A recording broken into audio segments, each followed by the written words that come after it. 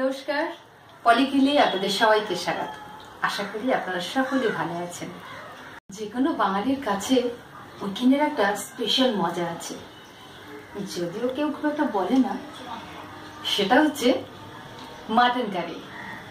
রান্না করা ভীষণ সোজা, আসুন দেখে নিন। বাঙালি স্টাইলের মাটন কারি বানানোর জন্য আমি 750 গ্রাম মাটন নিয়েছি। দেখুন, মাটনের গায়ে এরকম চর্বি থাকলে, ফ্যাট থাকলে মাংস যেমন খেতে খুব টেস্টি হয়, তেমনি কারিটাও খুব সুস্বাদু হয়। আমাদের ফেভারিট মাটন কারির একটা কমন প্রবলেম হচ্ছে মাংস সেদ্ধ হতে চায় না। এর সব থেকে সহজ উপায় হচ্ছে টেন্ডারাইজার ব্যবহার করা, তাহলে এই সমস্যা থাকে না। আমি এখানে পেঁপে বাটা ব্যবহার করি মাংসটাকে টেন্ডারাইজ করে নিয়েছি। মাংসগুলো যথেষ্ট নরম হয়ে গেছে। এবার আমি মাংসগুলোকে ম্যারিনেট করে নেব। এই মশলাগুলো দিয়ে আমি ম্যারিনেট করে নিচ্ছি, একটু লক্ষ্য করুন। Onion paste, garlic paste, ginger paste, dry red chilli powder, turmeric powder, salt, garam masala powder, plain yogurt, mustard oil.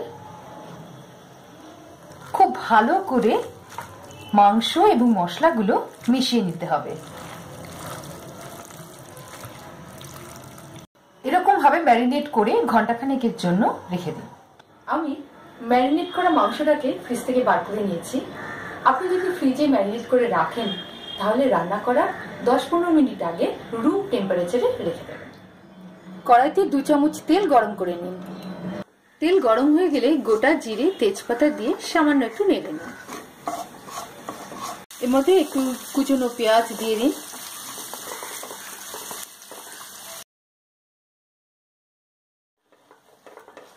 পেঁয়াজটা সামান্য ব্রাউন কালার হয়ে গেলে টমেটোটা দিয়ে দিন। এবার দিয়ে দিন জিরের গুঁড়ো, ধনে গুঁড়ো, কাশ্মীরি লঙ্কার গুঁড়ো। ভালো করে মিশিয়ে দিন। ম্যারিনেট করা মাংসগুলো দিয়ে দিতে হবে।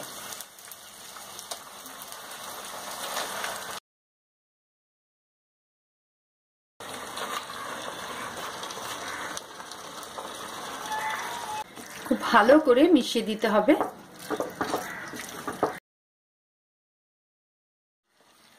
অনেকেই মাটন কারিতে আলু দিয়ে থাকেন, আমি দিই না, কারণ আলু মাটন কারির ফ্লেভার টেনে নেয়। যদি কেউ দেবার প্রয়োজন মনে করেন, তাহলে এই মাটন কারির গ্রেভি কিছুটা আলাদা করে নিয়ে তাতে সেদ্ধ করা আলু ভেজে মিশিয়ে দিতে পারেন। দেখুন, মাংসটা খুব সুন্দর কষা হয়ে গেছে, উপরে তেল ভেসে উঠেছে। এবার এতে জল ঢেলে দিতে হবে। এবার এর মধ্যে 2 কাপ উষ্ণ জল দিয়ে দিন। ফোটানোর দরকার নেই, ঠান্ডা জল দিলে কারির স্বাদ নষ্ট হয়ে যায়। লবণ দিয়ে দিন, একটু খেয়াল রাখবেন, কারণ মাংসটা অলরেডি ম্যারিনেট করা ছিল লবণ দিয়ে। একটু শাহি গরম মশলা গুঁড়ো ছড়িয়ে দিন। একটু মেথি পাতা গুঁড়ো মিশিয়ে দিন। ঢাকা দিয়ে 20-25 মিনিট মিডিয়াম হিটে রান্না করলেই আপনার মাটন কারি রেডি হয়ে যাবে। বাহ, কি সুন্দর! উপরে তেল ভেসে উঠেছে, তার মানে কারি কমপ্লিট হয়ে গেছে। এবার দেখে নি মাংসটা সেদ্ধ হয়েছে কিনা। পারফেক্টলি ডান, খুব সুন্দর সেদ্ধ হয়েছে। দেখুন, হাড় থেকে মাংস খুব সহজেই ছেড়ে যাচ্ছে। এই তেলটা দেখে কিন্তু ঘাবড়ে যাবেন না, এটা মাংসের ফ্যাট। তাছাড়া রান্না করার জন্য যে তেলটা দিয়েছি সেটা সম্পূর্ণটাই।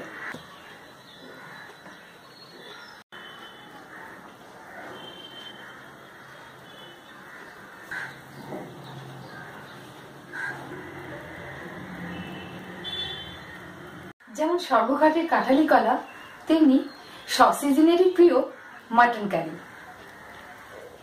কি আমার চ্যানেলে সাবস্ক্রাইব করেছেন তো? ধন্যবাদ, আবার দেখা হবে।